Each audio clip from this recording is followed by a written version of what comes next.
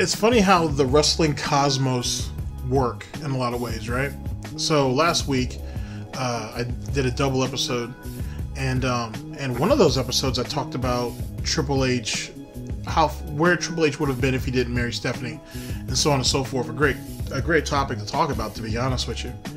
And I had brought up a little bit about Hunter and The Rock and a bit of their beef many years ago. And though they're friends now, there was some animosity on Hunter's part a number of years ago.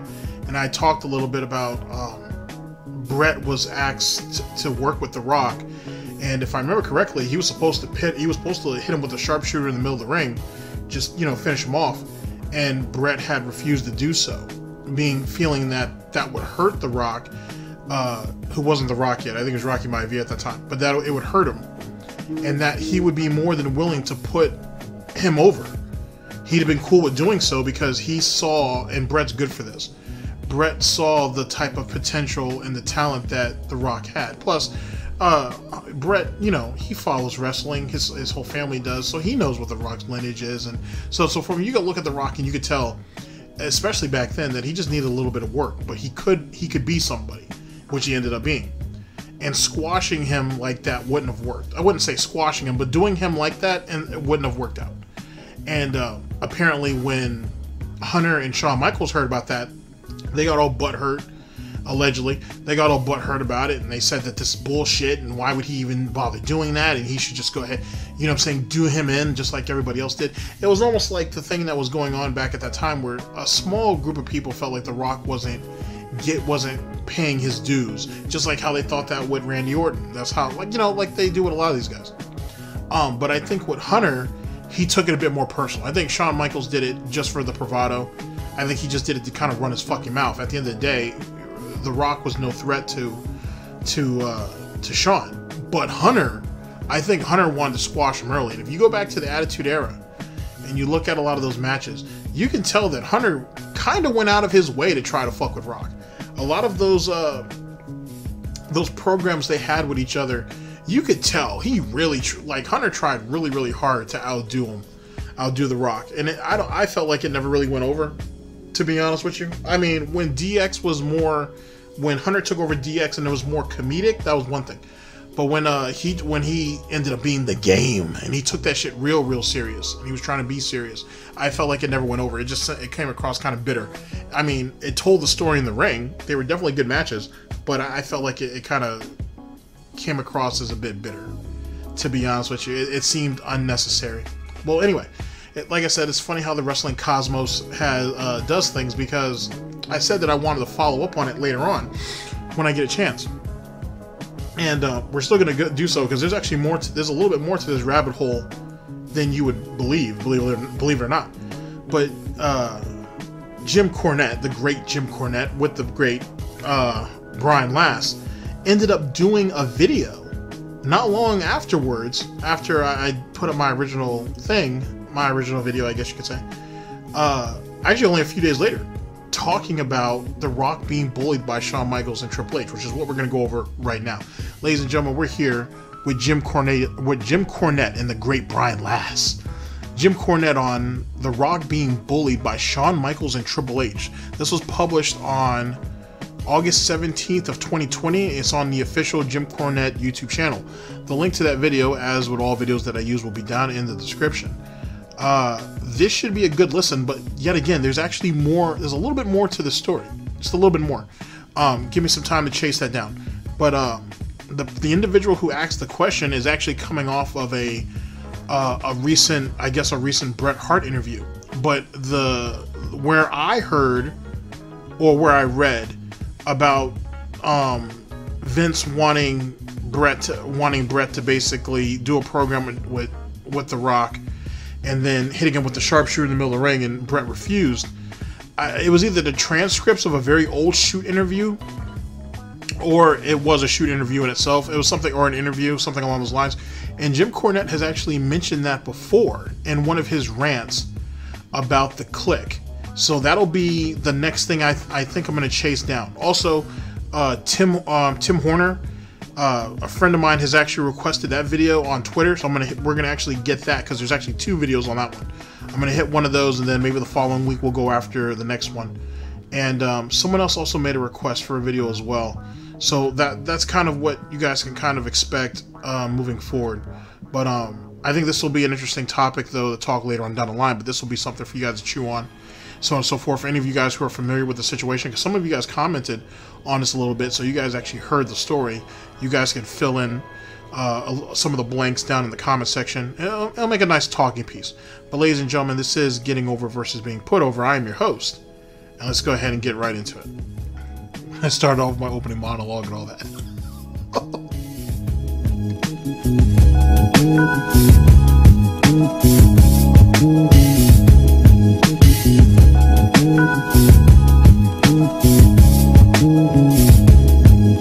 Would you like me to ask a question? I wish you would. Well, we've gotten several questions about a very popular topic. I'm assuming this has recently come up. Ladies and gentlemen, we're here with Jim Cornette and Brian Last, the great Brian Last, on, let's see, Jim Cornette on The Rock being bullied by Shawn Michaels and Triple H. This is from August 17th of 2020. Let's get it. It looks like from reading this is due to a recent interview with Bret Hart. So I'll ask you one question for the many that have come in.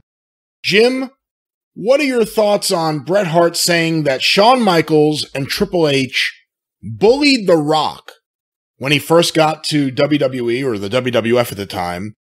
And I guess also on this topic, that this was one of the reasons The Rock refused to work with Shawn Michaels at any point after this. What do you know about bullying The Rock? And I guess it would have been, he came in Survivor Series 96, early 97. What do you remember about all this? Now, before we get into it, keep in mind, Jim's going to look at bullying a lot different than the rest of us and whatnot, or what current times look like. You know what I'm saying? Like, don't get me wrong, hazing and ripping is one thing. You know what I'm saying? That's one thing. But you actively trying to fuck somebody over with Vince directly, or with creative, or even with the other boys, is something a little different. You know what I'm saying? And which is one of the reasons why they call Shawn Michaels absolute fucking poison, because he would try to turn everybody against everybody. Scott Hall allegedly is really good at doing that too, or at least he was. Anyway, so that's a thing in itself. So you got to try to, you know, when Jim looks at it, he's not going to look at it at the way as anything else. Keep in mind, he came up in the fact that in a time where a lot of this stuff kind of happened. Now, and then it's debatable on what Jim knew and what he didn't. I assume over the years Jim has heard quite a bit. At the same time, though, too, Jim probably doesn't want to bury anybody, even though he doesn't owe Shawn Michaels jack shit, and he definitely don't really owe Hunter anything. He probably don't want to bury nobody. At the end of the day, at least, I don't know about Shawn, but I know at least Hunter and The Rock are on good terms. So, I mean, I guess it's kind of like a bygones be bygones type thing. But even still, it's just keep that in mind. Like, he's going to look at it a little different. And then, as it pertains to Rocky's initial gimmick coming in, I mean, you're playing off of the whole island culture cut type thing. I kind of get it. At the same time, it didn't stick. You could tell he was meant for so much more. And I think jealousy, I think Shawn and Hunter saw that, hey, in a couple of years, this guy's going to end up being the guy. There's some people that are just undeniable when it comes to that situation, or those type of situations. And I think neither one of them could deny that. And I think Hunter especially. I think Hunter looked at it as, well, I'm paying my dues, what puts him over me? And vice versa. But then look at all the shit that Hunter did. So Hunter, in a lot of ways, set himself back. Yeah, he's still cool with his boys and everything, with the clique and everything like that. And at the end of the day, it all paid off for him, so to speak. But at the same time, look at where The Rock's at compared to Hunter. I mean, compared to Hunter. And don't be wrong, Hunter's right where he wants to be. You know what I'm saying? Being the man, you know, running wrestling, well, helping to run wrestling, potentially will take it all over behind the scenes later on down the line. It is what it is. The Rock has gone from being the top guy in wrestling to going into TV to going into movies, one of the most sought after guys in Hollywood, to be honest with you, without having to deal with all the weirdo shit that happens in Hollywood. Now he actually owns the XFL now. Now there are people who are really looking at it and being like, oh, well, shit, I know Dwayne. Shit, let me talk to him. I might want to buy into that. I might want to buy some space into that. He's really become a lot of what people thought he was going to. You know what I'm saying? Like, you can just look at some people and see greatness, if you will. And I think, look at where, like I said, look at where he's at compared to Shawn and Hunter. To be honest, with no disrespect to any of those two guys, I'm sure those guys are happy right where they're at. But The Rock was able to take the ball when it was finally given to him and actually run with it and actually do something with it. So keep that in mind. I think, honestly, I guess Brett's using it now because it's a term that people can relate to because they use that, or, you know, or maybe it's more of, you know, he's Canadian. But when you use the word bullying, I think the average person gets the fucking picture of Shawn Michaels and Triple H hanging out by the lockers, would hear The Rock with his book bag slung over his shoulder, is walking, and they fucking reach out with their fucking foot and trip him, and then fucking dump his books on the floor and fucking, you know, chew up crackers and fucking blow cracker crumbs on him. Bullying. They did the same thing with him as they did with everybody else. They were the insufferable clique group that, depending on what the membership was in them, they either shit in people's fucking lunch boxes, or they fucking buried them behind their back to Vince, or they sandbagged them as a group. We don't want to work with these fucking. I was going to point out, by the way, is that the reason why The Rock and Shawn never did a program together. Jesus Christ! Look at that shit with look at that fucking match with Shawn Michaels and fucking Hulk Hogan. Look at that shit. The Rock don't need that. The Rock does not need that. You know what I'm saying? He really, really don't. You know what I'm saying? And especially since, you know, Hogan's just trying to play it, you know, he's just trying to play it smooth and easy. And you got Shawn in there bouncing around like he's in, like, on a fucking trampoline and shit, being ridiculous about it. Nah, The Rock isn't going to do that. The Rock don't have to put up with stuff like that. Hogan looked at it as, at that time, if you guys have heard that interview, it's an interesting interview to listen to.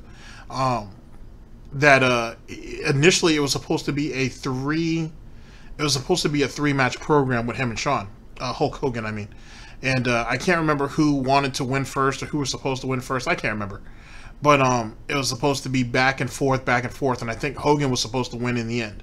It was supposed to be 2-1 Hogan, and I think what it came down to is you got two guys who both have a reputation of not putting people over, at least not willingly. They'll do it reluctantly, but not willingly. And I think what ended up happening was one felt like they were going to fuck over the other. So whoever was going to go over first would have ended up not doing the job later on, which Hogan and Shawn are both known for that. They're both not known for not doing the right thing or not doing what's best for business, even though they'll throw that shit up in everybody else's face later. Like, for example, I heard this in a, oh my gosh, I'm sorry, the franchise, Shane Douglas. I heard this in a franchise interview that he did, where he was like, you know, it was Kevin Nash and Vader talking, and they were supposed to do a match, and you know, I can't remember, they wanted a hot finish so they could have something to come back on. And Shawn was like, and this is before Vader came into the actual room, and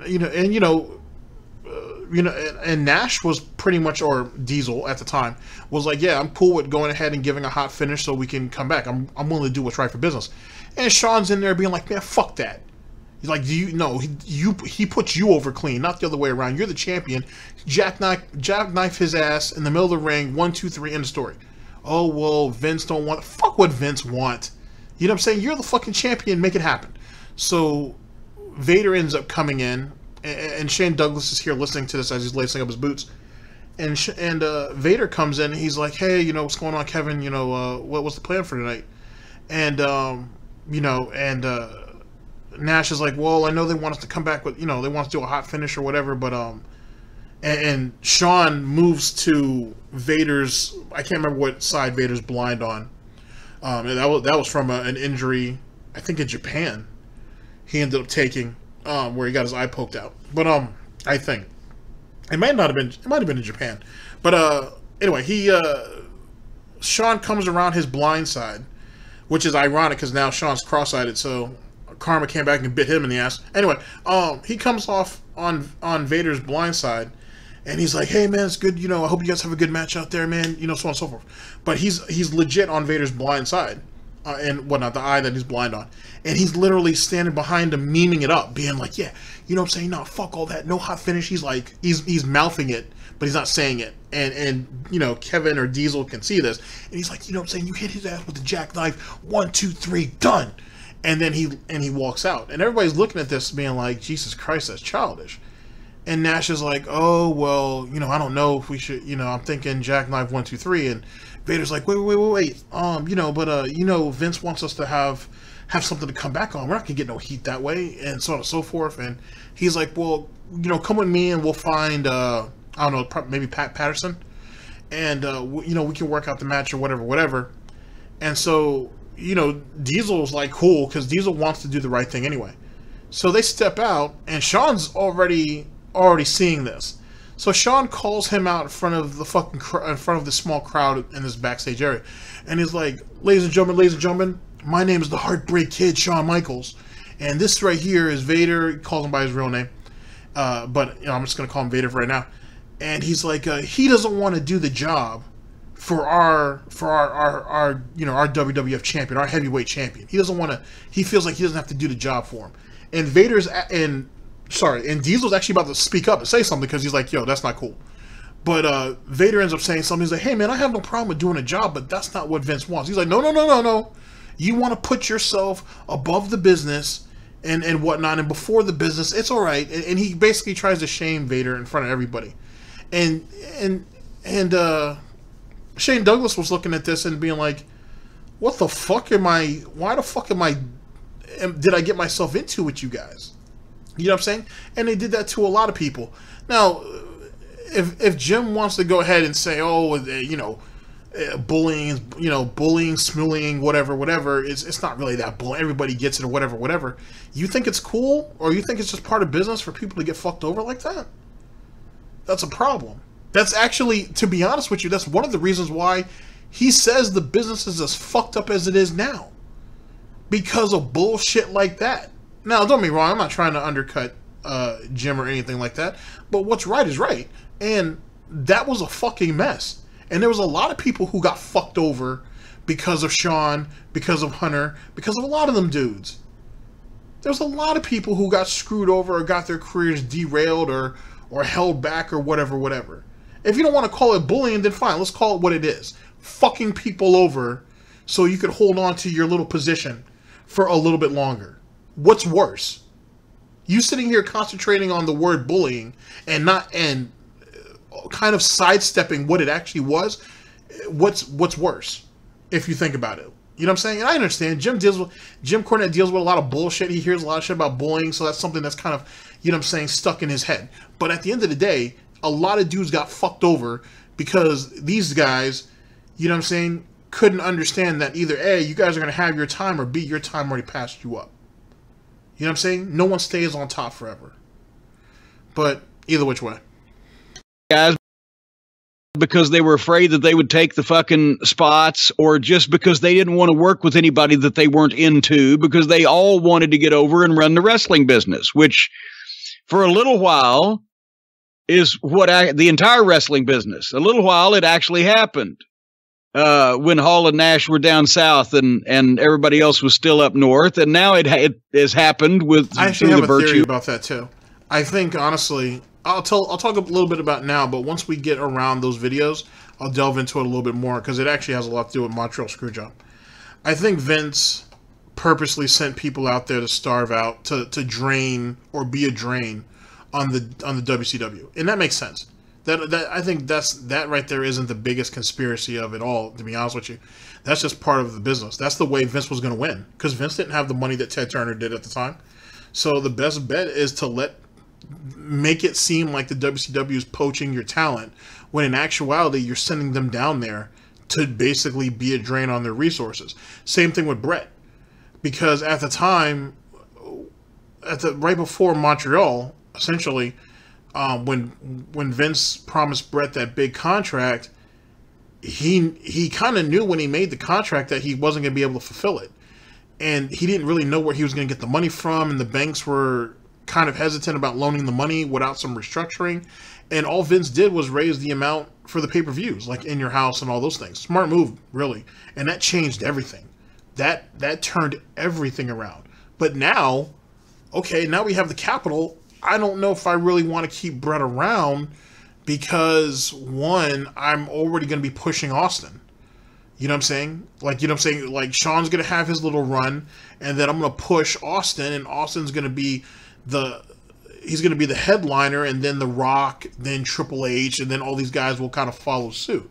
So it kind of works out. Even if Bret is just working in the back, Shawn is going to be a dick about that shit. There'll probably be some pushback from Hunter, maybe.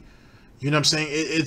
You have to kind of weigh your options. But secondly, Bret Hart, coming off of the Montreal Screwjob, as a lot of guys have said in shoot interviews and so on and so forth, he's the hottest ticket in wrestling at that time because of the controversy. And Bret's a good wrestler. You know what I'm saying? He's a great worker. And so having him go down there and have WCW spend millions and millions of dollars over the next 3 years to keep him, shit, that works out. That works out great, because I think the way Vince looked at it is, okay, Bret's down there for 3 years. Maybe he signs another contract after that, maybe for another 2 or 3. And then, and as you know, more guys are going down there, more strain on resources. That allows Vince to kind of lick his wounds and then to rebuild and restructure. He's going to end up pulling ECW anyway. He's going to end up grabbing all them dudes.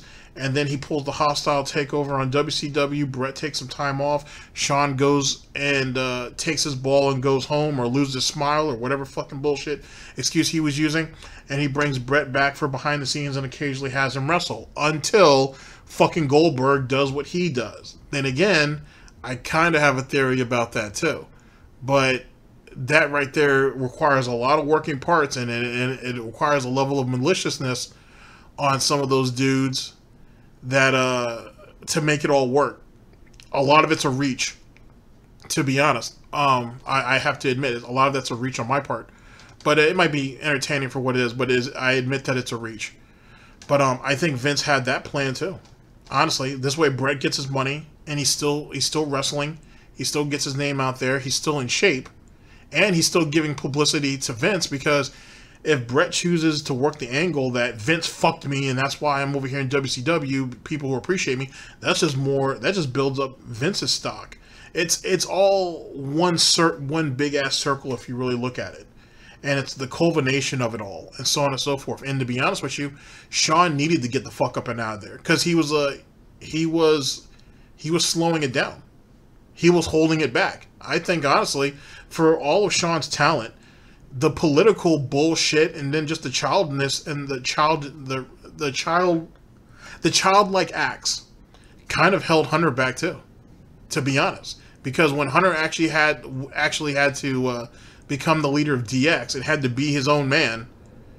Not carrying nobody's bags now. He has to carry his own bags, and he has to actually do shit for himself. I think it made him into what he was, to be honest. And Hunter had a nice run there for a little while before he got that what was that hamstring or that quad injury.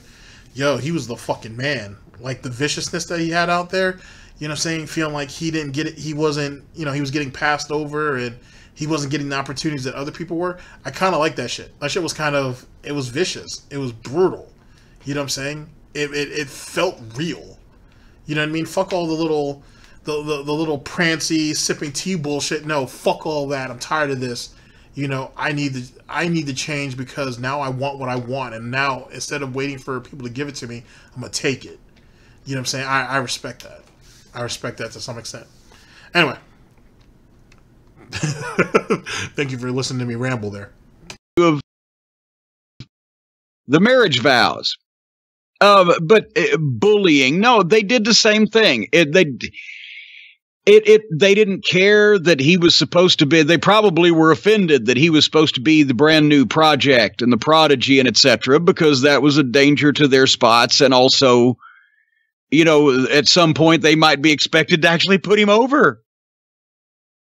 So didn't Triple H actually put him over for the Intercontinental title? I could be wrong though. I could be wrong, but I thought that was a thing. But they didn't shit in his lunchbox, but they didn't do him any favors. They knocked him or fucking, you know, ran their mouths at the right time to the right people or whatever. But fortunately, in this case, everybody knew how good Rocky was. And I still call him Rocky because that's the way we started. But everybody knew how good he was. And Michaels took himself out of the equation, you know, with his career-ending back injury, which was about as valid as the career-ending knee injury that he had the year before. Actually, I like the fact that Jim brought that up, because in another interview, Jim talks about a little bit, he was talking about Ron Simmons or Farouk, and how a lot of those guys really liked Rocky, or Dwayne Johnson, whatever. They really liked Rocky, and that's why they put him into the Nation.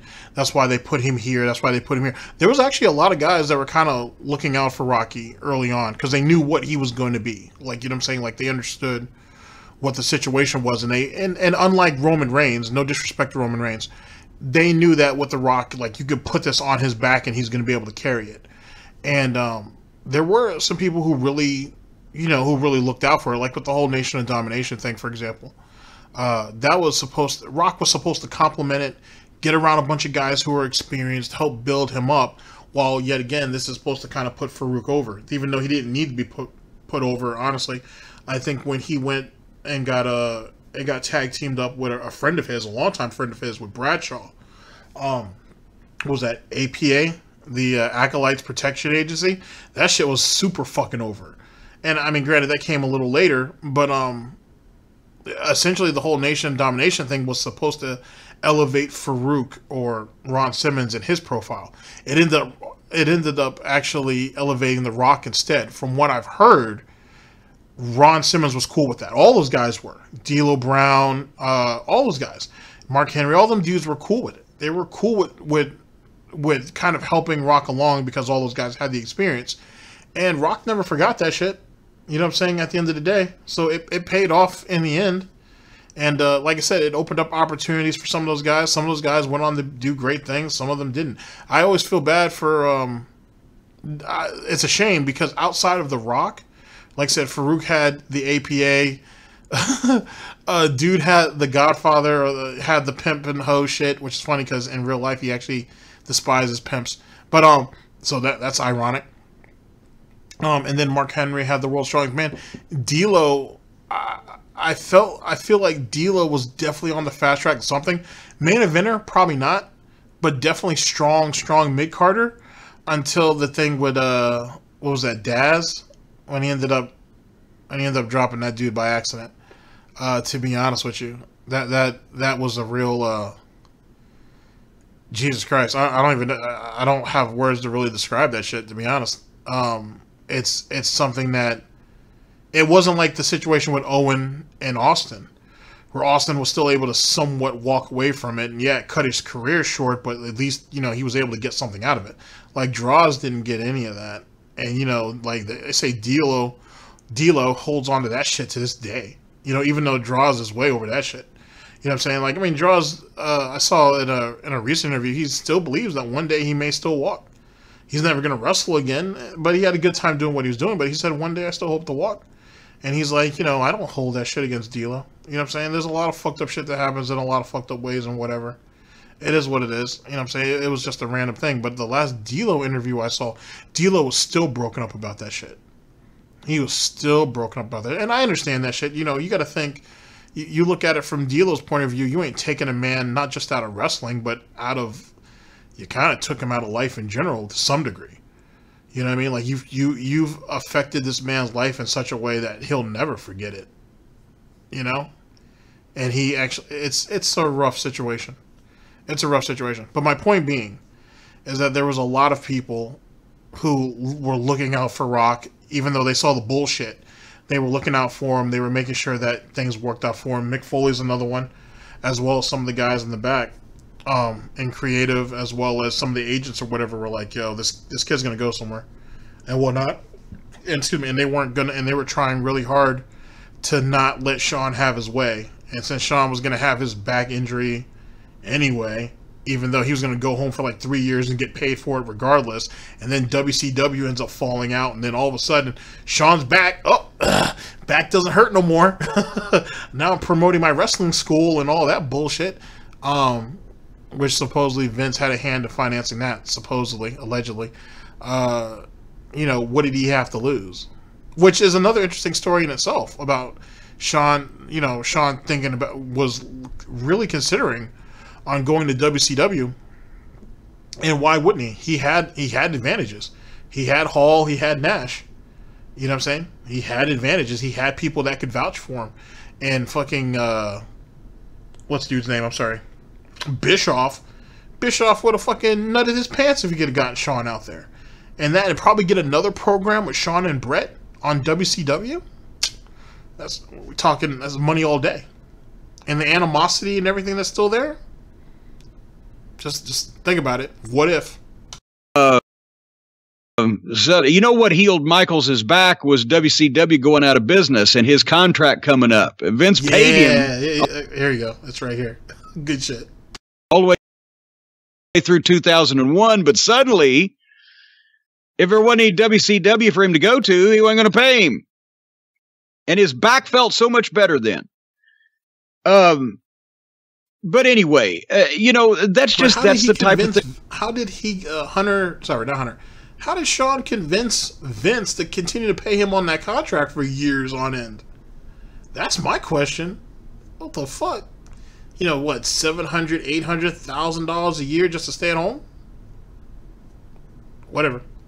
They did with the younger guys, or the guys they didn't want to work with, or the guys that they wanted to keep out of their spots, or just didn't like, for what ends, because sometimes they didn't like people because those people didn't want to put up with their fucking horse shit, and didn't want to hang around with them or you know, be involved in their fucking childish bullshit pranks or their fucking, you know, cruises on Lake Havasoma or whatever.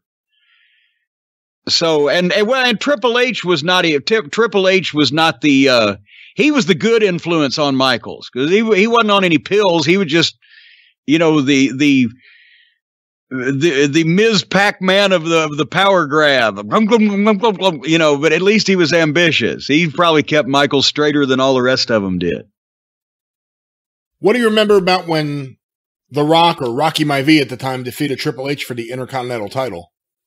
I don't actually.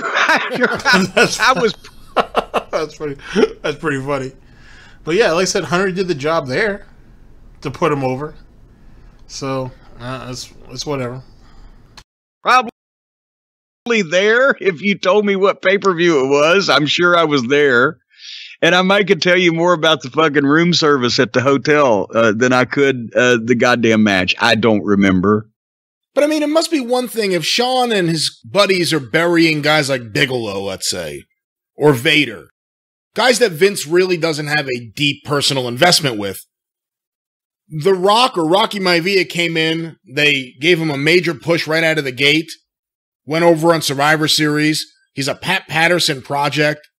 It has to be a little... about the Vader thing already, but as it pertains to Bam Bam Bigelow, there's a shoot interview out there about that, where Bam Bam Bigelow talks about that shit, where these guys try to fuck him over, but they couldn't because he was headlining at WrestleMania with Lawrence Taylor in that match and shit. And I mean, at the end of the day, that match, you know what I'm saying, that was money. That was big money. I can't remember what Lawrence Taylor got paid for, but he got paid a lot of money for it. And I think Bam Bam Bigelow at the end of the day walked away with what, $900,000, almost $1 million. somewhere around that ballpark, 850,000, some shit like. He walked away with a lot of money. He walked away with a shitload of money for that, as he should have, to be honest.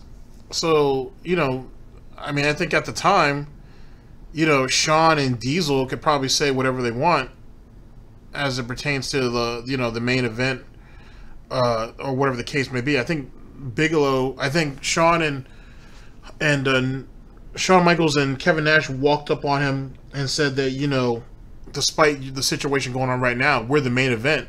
And Bam Bam Bigelow's like, yeah, you guys may be the main event, but I am the event. You know what I'm saying? I'm the one that's up there with Lawrence Taylor, not you guys. You know what I'm saying? You guys are just fighting over the same strap. It is what it is. And he's right. Or he was right, I should say. He was absolutely fucking right. You know what I'm saying? Being the main event is one thing, but being the event is a whole nother thing in itself. So, yet again, you guys sitting there trying to shit on him. It was probably more Shawn than Kevin Nash or Diesel, but you guys trying to shit on him, trying to bring his morale down, don't do that. Like I said, you got to be... And they fucked over Bam Bam later on down the line and whatever. I mean, that's what these people do. Like I said, you don't want to call it bullying, don't call it bullying, then call it what it is. A bunch of people getting fucked over for no goddamn reason, and just because it's been that way, don't make it right. At the end of the day.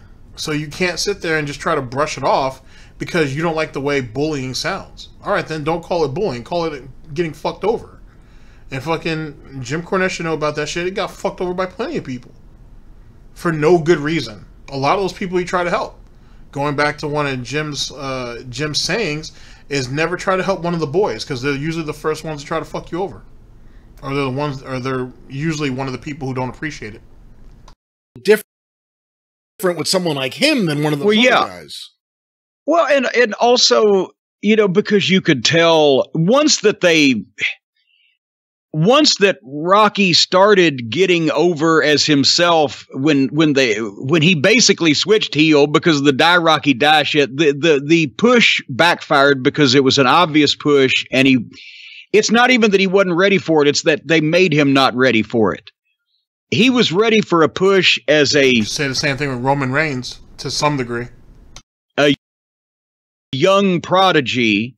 But he wasn't ready for a push as a young prodigy that never lost and that came out with all them spangles and fucking the ribbon outfit that Creative Services gave him and the kid and play haircut that he now laughs at to this day. And the person was ready for the push, but not the fucking image they gave him.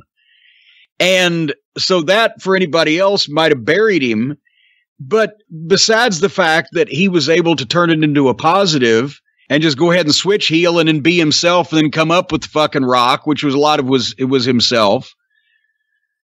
They couldn't bury that because you could tell there was something there. And I'm sure, they were, I'm sure, happy to jump on when it wasn't working, but once it started working, they had to fucking go along with it because what are they going to do about it? And by 98 and a half or early 99, they better fucking go along with it.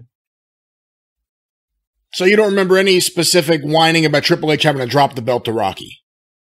Oh, no, that's what I don't remember Triple H actually whining about anything. It was always Michaels whining. Triple H did his fucking whining in private, away from me, because he knew I would probably stooge to everybody. So, but at least he was smart about it. But so I was not involved in any of Triple H's whining.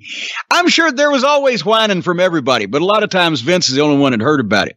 But Michaels made such big deals about it, and Hall and Nash and those guys, that everybody knew what the fuck was going on. Who did Rocky, who did he hang out with when he first got up there? God, well, obviously, any of the Samoan family. As a matter of fact, to be honest with you, I remember he enjoyed Candido and Al Snow. He and Mick were always cool. Basically, all the not anti-click, but the Bizarro clique, all the young guys, professionals, working hard, basically what he's trying to say is all the decent individuals who weren't out to fuck other people and were trying to make a spot for themselves and try to do it the right way. Let's call a spade a spade. Issues in the locker room, that's always who he gravitated to. And you know, so he didn't really have a clique as much as just he was able to get along with anybody that was worth getting along with. Rocky, you know, to me, didn't have any problems with anybody in the locker as far as issues, but he hung out with guys that also didn't have a lot of problems with people. It's amazing how that happens.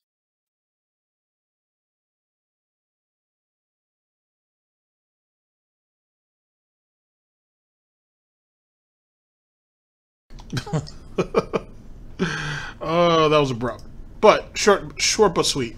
Yet again, I think that you can't. I think when you just see where everybody's at the end of the day, I think a lot of people, I think Hunter especially, I think you realize that, okay, a lot of that was childish, dumb shit. It is what it was. It wasn't worth it. I may not actually hold any real animosity against you and whatnot. It was just, you know what I'm saying, I'm young, I'm stupid, it's whatever. But at the same time, if they had buried him, would they have really felt sorry about it? You know what I'm saying? And that's not just for Hunter or Shawn, that's for anybody. Whenever someone believes they have high cards or they're in the better position, they only get humbled when they fall. And with Shawn, he just lost his spot because he lost his spot. And people, the new guys who are coming in who already had names before the WWF or WWE, they didn't have to work with them if they didn't want to. And they were the ones that were bringing in money. Hunter, a career racked full of fucking injuries for whatever reason you want to think that is. So make of that what you will. All right, ladies and gentlemen, give me a chance to go ahead and clean this up a little bit. Thank you very much to Jim Cornette and Brian Last, and I'll give you guys my final thoughts, and then I'll let you guys go. See you guys in a second.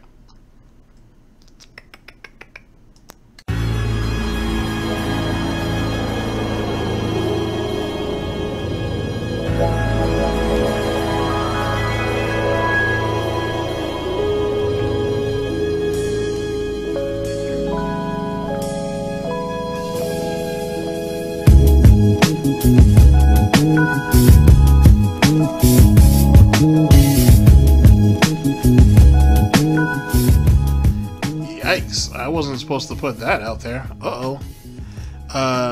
You guys didn't see that. Anyway. Alright, ladies and gentlemen. So, that was that. Yet again, I have to say that Jim seemed a bit reluctant, but I think it was, you know, maybe he didn't see much of it, maybe he didn't hear much of it. Maybe he doesn't want to keep drumming that up because Jim hears that shit a lot about bullying and all this dumb shit and whatnot. So that's maybe just a subject that he didn't want to touch on. It's a shame too, because I think honestly there's more there. Even if he didn't see it, I think there was more there, and I think Brian is very good with his information, that he could have pulled something out of it. But sometimes it's not the best idea to press a subject, and maybe that's what Brian was going for, or tried not to do. So that is what that is. But yet again, ladies and gentlemen, there's still a little bit more to this. Like I said, we'll address that at a later time and date. I think that at the end of the day, despite their bitterness, despite how childish they were, despite all the bullshit, I'm glad that people like Ron Simmons, I think a lot of the guys in the back, like Al Snow, Mick Foley, I think Brett himself, I think a lot of those guys who could have gone along with the program and be petty about bullshit, they could have derailed them, and they didn't. And I think we should be thankful for that, not just with The Rock, but with a lot of guys, because I think a lot of guys wouldn't have had the opportunity otherwise. I think at the end of the day, it goes back to how the fuck did fucking Shawn Michaels get as much power as he did? And that's going to be the real question. I don't think we'll ever know that. For whatever reason. There's plenty of innuendos out there. There's plenty of rumors out there, but I don't think we'll ever really find out how Shawn was able to do it. Is he by far one of the most physically talented performers of his generation, or of a generation? Absolutely. But that right there still shouldn't equate to the type of of muscle that he ended up having and whatnot. Even with Nash, even with Hall, even with Hunter, even with X-Pac or Lightning Kid or 123 Kid. He's been known by a couple of names. Even with all that, he shouldn't have been able to garner that power. There has to be something else to that. And there's plenty of stories and rumors behind what actually led to all that, or what actually allowed Shawn to have the power that he did. We'll never really know. At the end of the day, that's a demon that he's going to have to live with and deal with. So it is what it is. Ladies and gentlemen, thank you very much for listening in. I very much appreciate it. This is Getting Over versus Being Put Over. And I guess I'll see you guys next week. If everything works out well. I'll catch you guys for next week's show. Take care of yourselves. Later.